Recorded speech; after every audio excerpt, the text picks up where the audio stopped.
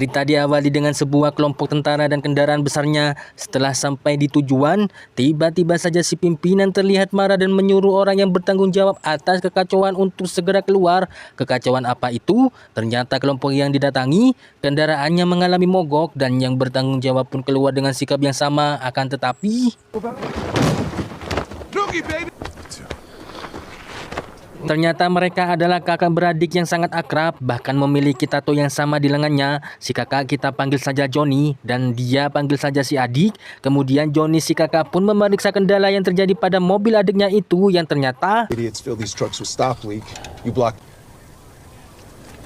lalu si adik menjelaskan tentang permintaannya kepada si kakak untuk menjadi seorang ranger. Menjadi ranger itu ialah menjadi prajurit terdepan, menjadi prajurit yang pertama datang di zona operasi. Johnny pun mengatakan kalau keinginannya itu sama sekali tidak memerlukan izinnya. Kalau kau ingin pergi maka tidak ada yang melarang. Namun si adik berkata kalau dirinya ingin melakukan ujian ranger bersama dengan kakaknya. I want to do it together. Getting our ranger scrolls. That does sound pretty awesome. Setelah dipikir-pikir, Johnny pun menerima permintaan adiknya itu. Antara memang dirinya benar-benar berminat atau sepertinya Johnny hanya tak ingin mengecewakan adiknya yang sudah sangat termotivasi itu. Mendengar jawaban kakaknya yang setuju, si adik pun menjadi sangat antusias dan bersemangat sekali. Namun saat si kakak akan meninggalkan lokasi itu, tiba-tiba saja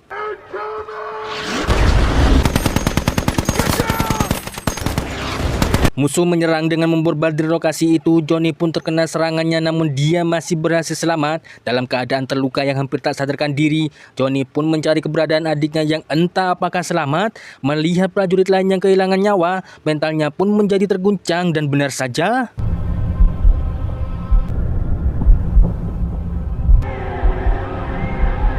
Dua tahun kemudian terlihat kalau Johnny berada di bis bersama para prajurit yang lain. Sedang apa dia? Mau kemana dia? Ternyata Johnny dan para prajurit itu akan mengikuti ujian menjadi ranger, di mana Johnny ingin mewujudkan cita-cita adiknya yang belum terpenuhi. Sampainya di sana, mereka pun melakukan pendaftaran agar disamaratakan tanpa memandang status. Para kandidat mendapatkan nomor yang menggantikan nama mereka. Dengan kata lain, nama mereka kini adalah angka tersebut. You are now number 44. You are now number 15.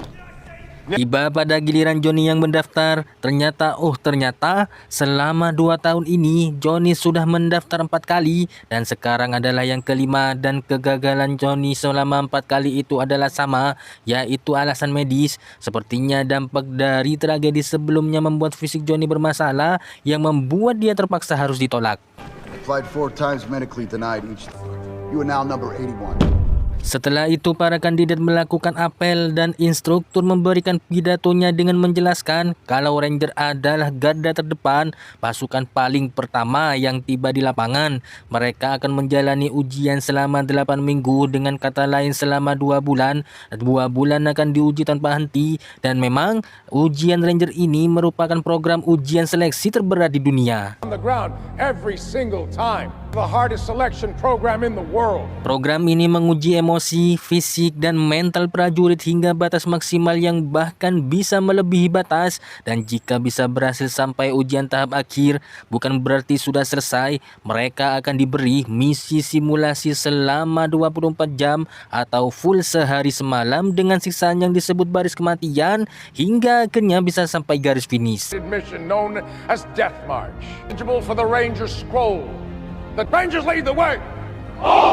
Ujian tahap pertama pun dimulai. Mereka benar-benar diuji secara fisik, mental, dan juga emosinya. Sedikit saja ada kesalahan atau tak memenuhi syarat, mereka akan tersingkir atau dieliminasi setiap minggunya. Johnny sendiri sekarang masih mampu melewati setiap ujian dan lolos tahap pertama. Kemudian ujian berlanjut ke tahap yang selanjutnya yang sudah berada di minggu ketiga. Sedikit demi sedikit mulai banyak yang tumbang, dan untuk Johnny masih mampu bertahan dan berlanjut ke tahap selanjutnya. Kini sudah 4 minggu menjalani ujian pelatihan di tempat tersebut, yang mana telah tersisa setengah perjalanan lagi untuk mencapai tahap akhir.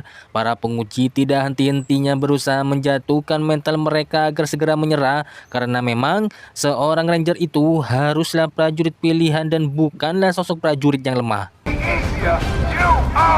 Ternyata sosok yang paling unggul di ujian kali ini adalah Johnny. Dirinya berambisi untuk melakukan yang terbaik dan menjadi yang terbaik. Dirinya selalu menjadi yang terdepan dalam setiap ujian, hingga membuat kandidat yang lain tampak seperti orang yang lemah. Here comes the first. The rest of us look bad. Tibalah saat si penguji mulai menanyakan kepada mereka tentang adakah seseorang yang sudah bertugas sebelum mendaftar menjadi ranger. Terdapat 3 orang yang mengangkat tangan termasuk Johnny sendiri. Lalu si penguji mengkonfirmasinya. Salah satunya ternyata hanya sebuah pelatihan dan bukanlah penugasan. Yang satunya hanya menjadi operator tank. Dan saat tiba kepada Johnny, Combat Engineer, 213th CSM. Spartans. ketika sedang beristirahat di kantin, sebuah berita ditampilkan di televisi yang mana isinya ialah pihak NASA telah mendeteksi objek antar bintang yang masif yang diduga berasal dari luar tata surya. Pihak NASA juga memproyeksikan kalau objek itu akan melewati bumi.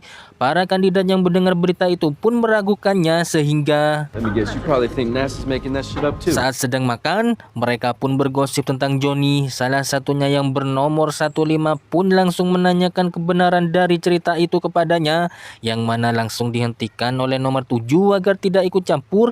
Lalu si penguji langsung menghentikan mereka bahwa dilarang bicara di ruang makan. Nomor 7 yang tak ingin 15 gagal lagi pun langsung berdiri, sehingga It was me, Sergeant. pengujian pun terus dilanjutkan yang kini sudah berada di minggu terakhir. Saat pengujian berjalan di air, Johnny masih bertahan dengan menjadi prajurit paling unggul. Namun saat adrenalin yang memuncak membuat Johnny mengingat trauma yang dialaminya di masa lalu, hingga mendorong dirinya melewati batas kemampuan. Akan tetapi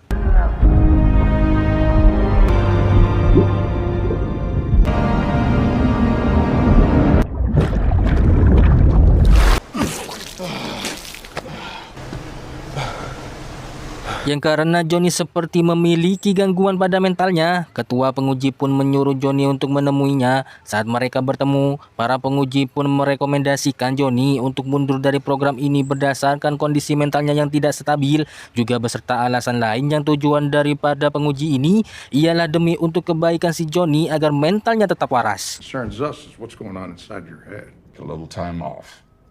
Recuperate. Lebih parahnya lagi, setelah tragedi di masa lalu dan dirinya sedang dirawat di rumah sakit, segera dia keluar untuk mendaftar sebagai ranger tanpa ada kesempatan bagi fisik dan mentalnya untuk pulih. Maka dari itu, mereka pun memberikan selembar kertas yang berisi pernyataan kalau dirinya mundur. Namun apa yang dilakukan Johnny? Powerful machines have their limits. Prep for parade now. Saat sedang apel, instruktur pun memanggil nomor-nomor untuk maju selangkah, dan salah satu nomornya adalah nomor milik Johnny. Dirinya pun ketar-ketir kalau pasti akan dieliminasi, namun yang terjadi adalah Congratulations, you've made it through the final round. kemudian si instruktur menjelaskan bagi yang berhasil lolos bahwa masih tersisa satu ujian terakhir, yaitu ujian simulasi. Instruktur menjelaskan bahwa mereka akan diantar dengan helikopter ke tempat pendaratan. Mereka diarahkan untuk menuju ke sebuah pesawat yang telah jatuh dan segera hancurkan pesawatnya agar tak jatuh ke tangan musuh. We'll provide you extra C4. Aircraft so it doesn't fall into enemy hands. Kemudian mereka harus menemukan pilotnya yang dijadikan tawanan perang. Bahkan ada para instruktur yang akan siap menyergap mereka, dan yang dijadikan pemimpin tim adalah Johnny sendiri. Dan berangkatlah mereka dalam ujian terakhir untuk menjadi prajurit sejati. 81. Welcome to Death March.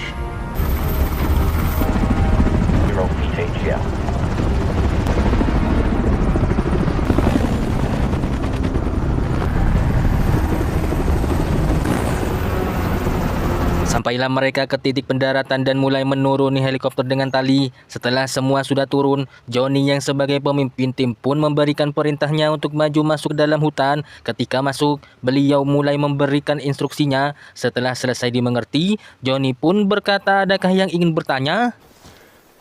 Any questions? And that was like some Braveheart shit right there. Dude, that was awesome. For real. Kemudian nomor 7 meminta izin untuk berbicara, yang mana dirinya menyampaikan kalau bangga mengenal mereka semua. Dia pun meminta agar bisa saling bantu agar bisa sampai garis finish dan memakai lencana bersama-sama. Setelah selesai dengan pidato singkatnya, Johnny pun menyuruh mereka untuk mengikutinya dan mulai berangkat. Follow me.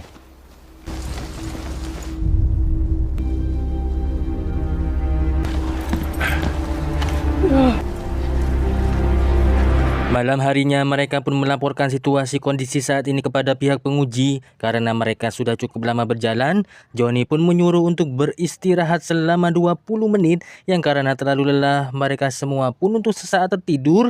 Bahkan Johnny pun sempat melamun dan tiba-tiba Cadre probably clocked us sleeping. mereka mencurigai kalau para penguji sedang memperingatkan agar jangan sampai tertidur. Setelah mengemasi barang-barang, perjalanan pun dilanjutkan. We're moving out. Pagi harinya saat dekat dengan pesawat yang jatuh itu, setelah mengamati dari kejauhan, terlihat kalau pesawatnya tidak biasa. Pesawat itu terlihat sangat berbeda, tidak seperti pesawat milik militer pada umumnya. Mereka tidak curiga dan hanya menduga kalau para instruktur sangat totalitas dalam memberikan efek khusus. They really went all in with the special effects. Setelah itu mereka membuat rencana untuk menghancurkan pesawatnya beserta penanganan antisipasi jika para instruktur juga menyergap. Ketika rencananya sudah jelas dan dimengerti, salah satu orang menyela dan berkata kalau lokasi pesawat yang mereka lihat meleset jauh dari titik yang diarahkan. Bukan hanya itu, tiba-tiba saja komunikasi menjadi terputus dan suara yang terdengar ialah karena menganggap kalau itu adalah ulah dari instruktur, Johnny sang pemimpin menyuruh untuk selalu waspada dan segera pergi untuk menjalankan rencananya. Keep your eyes open.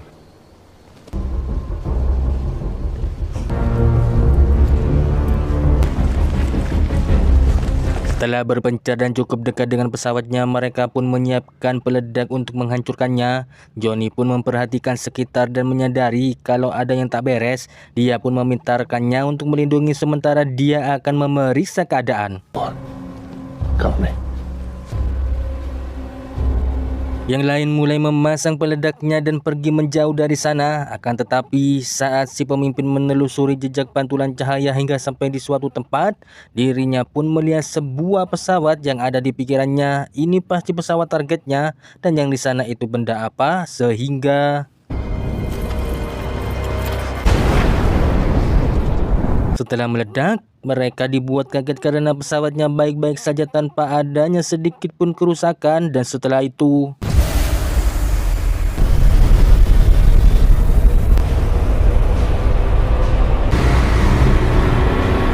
ternyata benda itu bukanlah pesawat. Benda apakah itu?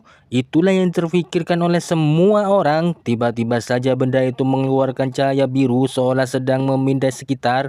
Setelah cahaya biru muncullah cahaya merah yang memindai, yang kemudian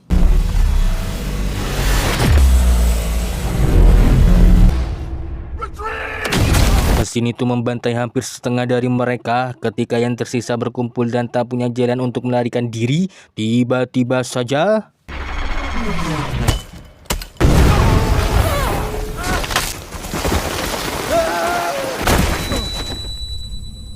Johnny berhasil selamat, namun rekannya lagi-lagi kehilangan nyawa dan banyak yang terluka. Kejadian tersebut sama persis dengan tragedi yang dialaminya dulu, yang mana Johnny sangat tak berdaya dan tak bisa berbuat apa-apa. I need your help. Get your med kit. Mereka berusaha menyelamatkan yang bisa diselamatkan, bukan hanya bingung dan kaget dengan situasi yang terjadi. Mereka sungguh tak tahu benda apa yang sedang dihadapi. Si pemimpin pun mencoba meminta bantuan dengan mencari radio komunikasi, dan saat menemukannya, ternyata radio tersebut sudah hancur. Dan saat melihat ada anggota yang masih hidup dari kejauhan,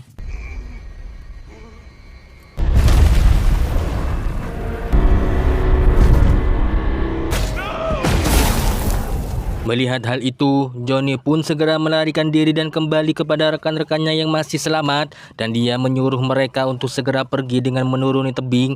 Awalnya mereka tidak terlalu merespon perkataan Johnny karena sedang fokus pada rekannya yang baru saja kehilangan nyawa. Namun setelah Johnny mengatakan kalau masjid itu bisa bergerak dan sedang memburu kita semua, Hey, listen to your team leader.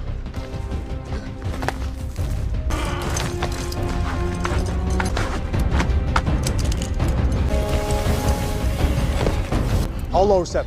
You spot him on the way down. The bottom. tersisa satu orang yang belum turun karena dia harus menurunkan rekannya yang sedang terluka. Tak selang berapa lama muncullah mesin perang yang mulai memindainya sehingga setelah itu mereka pun dipindai dengan cahaya biru, perlahan bisa melewatinya. Namun ketika kaki dari nomor 7 dipindai, cahaya biru itu pun berubah menjadi merah yang kemudian segera mereka berlari dan serangannya berhasil dihindari. Akan tetapi si mesin mulai mengeluarkan granat beruntunnya yang membuat mereka harus berjuang lebih keras untuk bisa bertahan.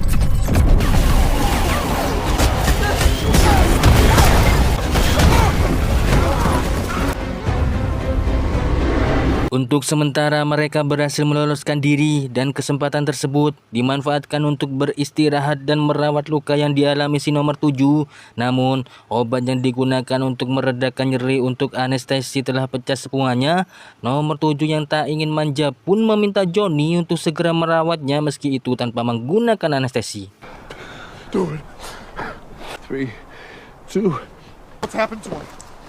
Is he dead? Nomor 7 pun langsung tak sadarkan diri akibat rasa sakit luar biasa yang dirasakannya. Kesempatan itu pun dimanfaatkan Johnny untuk segera menutup dan merawat lukanya, kemudian mengikatnya dengan erat di tandu dan segera menggotongnya. Shit. The DOD would never do that to us. Setelah itu mereka sampai di sungai yang arusnya cukup deras. Menyeberang melewatinya tentu sangatlah berbahaya. Johnny pun berpendapat kalau peluang terbaiknya adalah di lokasi ini. Johnny berencana menyeberang dengan menggunakan tali. Tanpa ragu dan tanpa takut sedikit pun Johnny berkata kalau dirinya yang akan berenang menyeberangi sungai. I'm gonna jump upstream. Careful, man. That shit's gonna be cold. Segera dia melompat ke sungai yang langsung terbawa oleh arus. Johnny berjuang dengan sekuat tenaga berenang menyeberang. Namun tiba-tiba Johnny menghilang tak terlihat. Semua orang putus asa karena menganggap pemimpin mereka tak berhasil. Akan tetapi ternyata Johnny muncul dan naik ke daratan. Segera dia ke pepohonan dan mengikat talinya. Lalu nomor 15 mengikat nomor 7 dan mulai menyeberang. Di tengah perjalanan talinya tersangkut. 15 pun mencoba melepaskannya, namun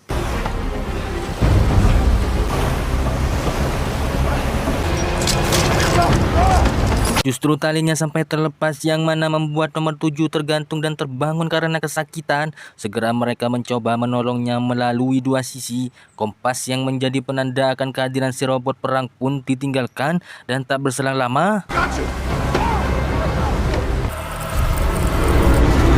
kompasnya mulai berputar yang menandakan bahwa robotnya sudah mendekat. Dan benar saja si robot pun datang dan langsung memindai yang terdekat sehingga mereka langsung jatuh ke sungai yang diikuti oleh si robot yang terus memburu. Johnny yang talinya tersangkut di batu mulai tenggelam dan tak bisa berbuat apa-apa. Saat si robot mulai mendekat, Johnny masih berpikir waras dengan memotong talinya dengan pisau hingga dirinya berhasil lolos. Akan tetapi dirinya terus dipindai dan ditembaki, namun masih berhasil mengelak dengan berenang masuk ke air. Melihat keberadaan nomor 7 yang hanyut di bawah arus, segera dia berenang ke arahnya. Setelah berhasil menangkap dan berhasil berkumpul, ternyata ada air terjun di depan sehingga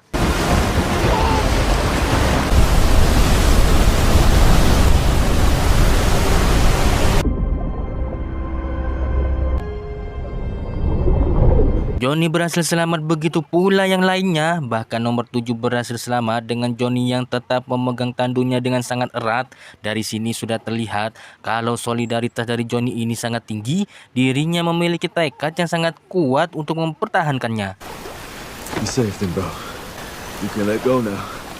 Setelah mengamati sekitar dan memeriksa kalau rekan-rekannya masih baik-baik saja, Johnny pun menyuruh untuk bergerak segera pergi untuk menjauh dari mesin pembantai itu kalau masih ingin bisa tetap bertahan hidup. Well, keep moving or you're gonna die here.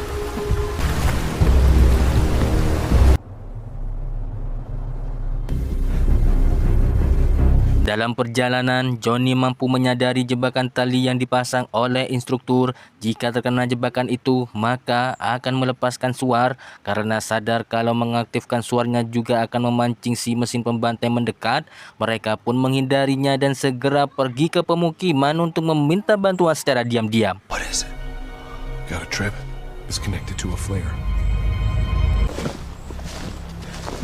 Namun setelah sampai di pemukiman, mereka dibuat terkejut tatkala tempat itu sudah hancur luluh lantak. Mereka menduga kalau itu ulah si robot, namun mereka dibuat bingung karena selama ini robot itu ada di belakang mereka. But it's been behind us the whole time. Don't tell me they fucking... Para penguji yang tadinya akan menyergap ternyata sudah kehilangan nyawa. Dari sini mereka menyadari kalau benda itu bukanlah dari bumi, melainkan asteroid yang sebelumnya diberitakan di TV. Dengan kata lain, robot yang kini sedang mereka hadapi merupakan alien yang sedang mencoba menginvasi bumi. It's from another planet? Kemudian Johnny meminta agar terus bergerak, jangan berhenti terlalu lama karena sangatlah berbahaya. Namun nomor 15 langsung berpendapat kalau dirinya masih butuh waktu untuk mencerna apa yang sedang terjadi. Lalu membandingkan kalau dia tidak seperti Johnny yang tahan banting atau sosok pahlawan hebat. So we have to process shit. Is a Silver Star fucking war hero? Not a hero. I never made it back to base. Johnny yang mendengar hal itu menjadi marah karena apa yang mereka dengar tidak sesuai kenyataannya. Karena faktanya Johnny gagal membawa adiknya sampai ke pangkalan. Dirinya pingsan beberapa meter dari tempat penyelamatan dan saat tersadar sudah berada di rumah sakit beserta adiknya yang sudah tiada. I woke up in a hospital. Life, do you understand? He died. Johnny menyuruh mereka untuk menyalakan kendaraan yang ada di sana agar bisa kembali ke markas dan memperingatkan yang lain. Segera mereka mencoba menghidupkan kendaraan tersebut, namun karena miring, mesinnya pun tak mau menyala sehingga 15 menggunakan caranya dan alhasil Wheel mechanic. mesinnya pun berhasil menyala. Kemudian mereka menarik kendaraan yang miring itu agar bisa kembali ke tanah. Saat mereka berhasil dan akan pergi, tiba-tiba sebuah suar meluncur yang artinya si robot sudah melewati dan mengaktifkan jebakannya. Mereka pun panik dan mencoba segera pergi dari sana. Tak berselang lama, si robot ternyata sudah melewati tali jebakan yang kedua. 15 yang sadar kalau ada amunisi yang terlihat segera berlari mengambilnya. Namun Johnny melarangnya karena sangat berbahaya sebab si robot sudah semakin dekat. Saat memunguti amunisinya terlihat kalau si robot ada di depannya yang kini mendekat. Segera dia berlari akan tetapi si 15 pun harus gugur, namun dia berhasil melemparkan amunisinya. Si robot pun menyerang dengan tembakan yang terus dilakukan dengan bertubi-tubi. Namun berkat amunisi yang sempat dilempar oleh 15, mereka bisa sedikit memberikan perlawanan meskipun itu tidak berdampak apa-apa.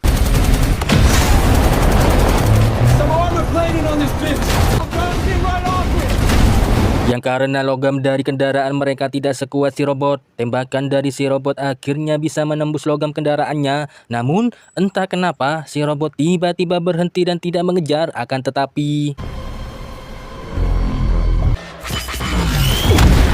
robot itu melontarkan beberapa peledak ke depan kendaraan mereka. Namun mereka masih berhasil menghindar dan melewatinya. Karena tak berhasil dengan hanya beberapa peledak, si robot pun melontarkan puluhan peledak sekaligus yang membuat mereka sangat kewalahan.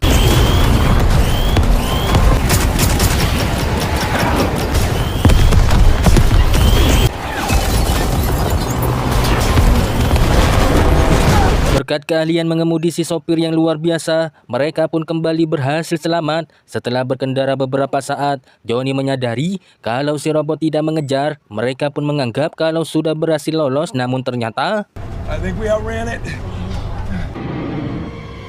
Robot itu sedang berada di atas tebing menunggu waktu yang tepat. Setelah cukup dekat, hal tak terduga pun terjadi yang mana si robot langsung melompat, terjun dan mendarat dengan baik. Dan yang lebih mengejutkan adalah tiba-tiba si robot menyemburkan semacam energi dan itu memiliki daya hancur yang cukup besar. Fight back! Yo, I'm trying! Lagi-lagi, berkat keahlian mengemudi yang luar biasa, si sopir pun berhasil menghindarinya. Dengan senjata yang ada, perlawanan dilakukan meskipun itu tidak memberi dampak apa-apa. Karena sadar serangan langsung tidak berpengaruh, Johnny pun menghancurkan tebing sekitarnya dan...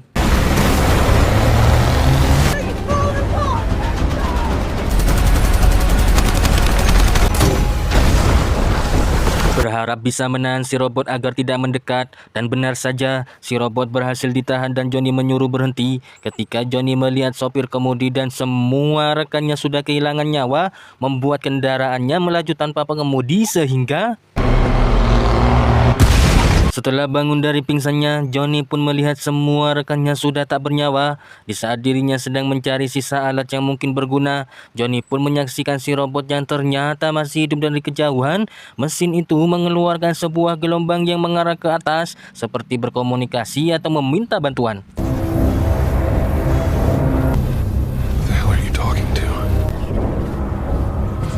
Ketika memperhatikan sekitar, Johnny melihat keberadaan nomor 7 yang ternyata masih hidup. Kemudian segera dia membawanya pergi karena si robot mulai kembali memindai sekitarnya untuk berburu.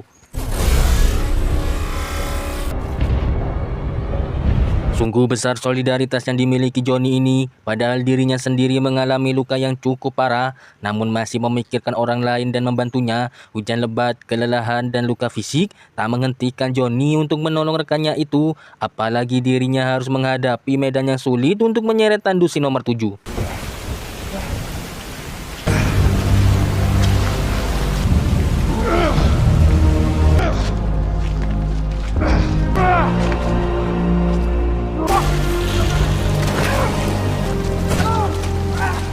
Berkali-kali dirinya gagal mendaki karena jalannya yang mulai licin akibat hujan. Johnny pun berhenti sejenak untuk menghela nafas. Si nomor 7 yang baru bangun dari pingsannya kemudian berkata kalau dia mengenal adiknya karena pernah mengikuti program yang sama. Bahkan dirinya mengambil cuti hanya demi hadir di pemakamannya. The aerosol was a lot more private.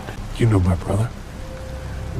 I was on furlough when I already passed. Mendengar itu Johnny menjadi menyesal karena baru mengetahuinya. Si nomor 7 bertanya apa yang akan dilakukan adiknya jika menghadapi situasi seperti ini. Johnny pun menjawab dengan nada bercanda kalau si adik akan menambalnya saja. Namun berkat itu Johnny pun terfikirkan sebuah ide lalu... Probably fill it with stock leak. I got an idea. Johnny meminta si nomor 7 untuk menunggu karena dia memiliki rencana. Pergilah Johnny ke sebuah tambang pribadi untuk memulai rencananya. Dia memeriksa bagian peralatan dan menemukan kendaraan besar beserta dengan beberapa peledak. Kemudian pergi ke pusat kontrol, menyalakan penerangan dan mencari inti dari rencananya. Setelah ditemukan, Johnny pun meluncurkan sebuah suar agar si robot mendatanginya. Dan benar saja, si robot pun terpancing dan pergi ke arah suar itu. Saat sampai di pertambangan dan memindai sekitar, sebuah peledak pun diaktifkannya membuat si robot jatuh terjungkir.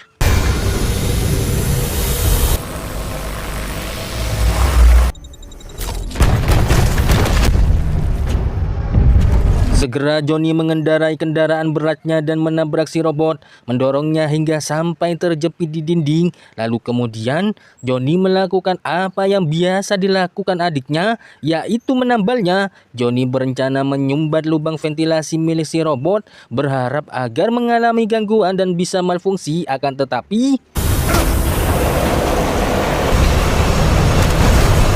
Si robot tak semudah itu dipojokkan. Menggunakan tenaga roketnya, si robot mendorong balik kendaraan beratnya saat akan mengakhiri dengan gelombang energi penghancur. Kesempatan jeda itu dimanfaatkan Johnny untuk mendorong balik si robot hingga terjepit, lalu menyumbat lubang ventilasi dengan batu kerikil.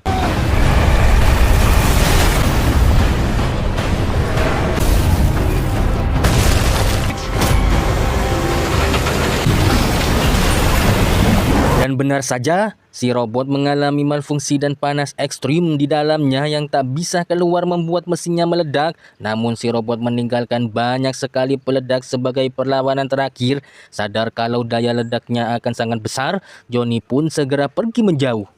You gotta be shitting me. Pagi hari pun tiba yang ternyata Johnny berhasil selamat dan dia membopong nomor 7 dengan segenap tenaga yang tersisa, dan alhasil dirinya berhasil melihat pangkalan Ranger dari kejauhan. Johnny berjuang dengan sekuat jiwa dan raga untuk sampai di garis finish. Setelah sampai di garis, akhirnya Johnny tidak mengulangi kejadian sama seperti yang terjadi di masa lalu.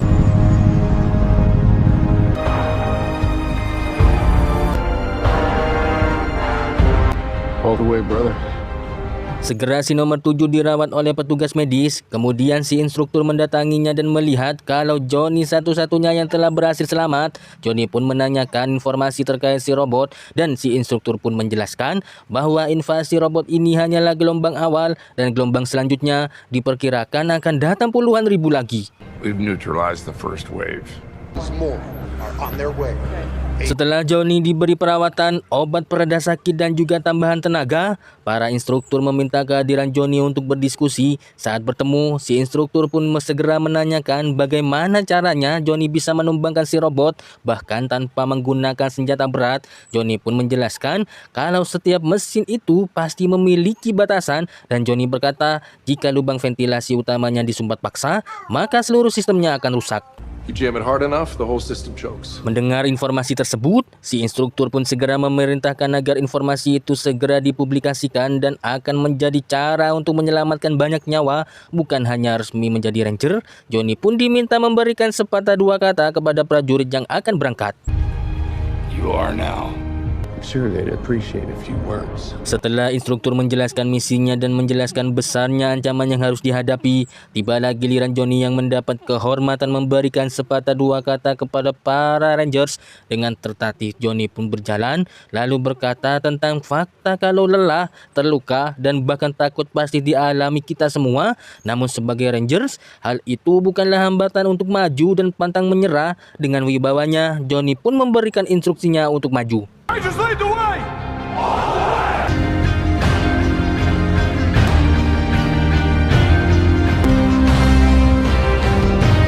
F-35s have your escort.